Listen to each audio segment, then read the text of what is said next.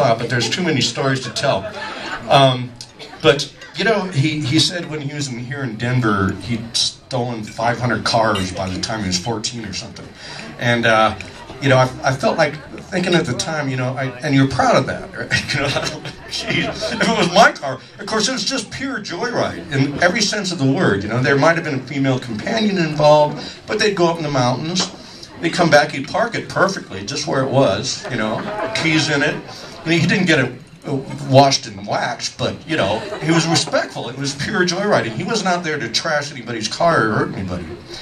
But, so one night he comes home, and I could tell he was all shook up. He was just freaking out, you know. And I go, Dad, what's up, you know?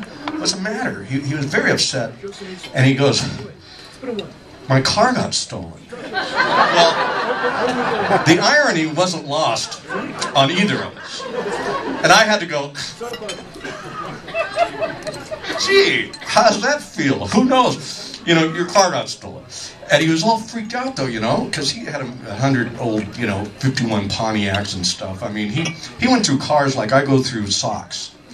And so I said, well, what, you know, what's the problem? He goes, you don't understand. See, everybody thinks that he was the muse for all these other writers, but he wasn't really one himself, except for the first third, which Ferlinghetti, I think my mother found that manuscript in a shoebox in the closet after he was, you know, was posthumously, but I'm not sure about that story. Ferlinghetti would know.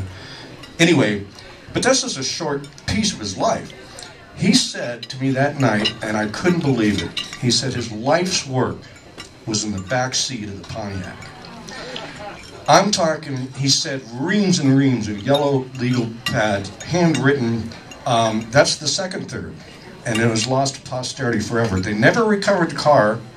He said he parked it at Kesey's in La Honda. And there's always a dozen cars out there, you know, and he went off with somebody else, I don't know, Jerry or somebody, to the city. And he came back a couple weeks later, and the car's gone. And he freaked because he said in the back seat was a pair of jeans, a jacket, and his whole life's work of writing. And this was before, you know, emails and faxes and you know, photocopies. Gone with the wind.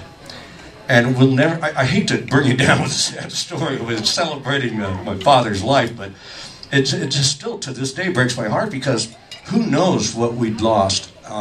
It's probably some kids rolled off a cliff down at San Gregorio or something and they never found the car again.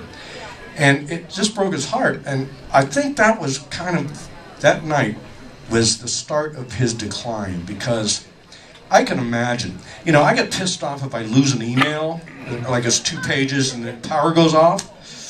Imagine how he felt. And I had never seen him so upset. And he tried to, you know, cover it and because he was always trying to be, you know, on. But that really breaks my heart because I would kill to see, you know, all the stories that were in that back seat that day.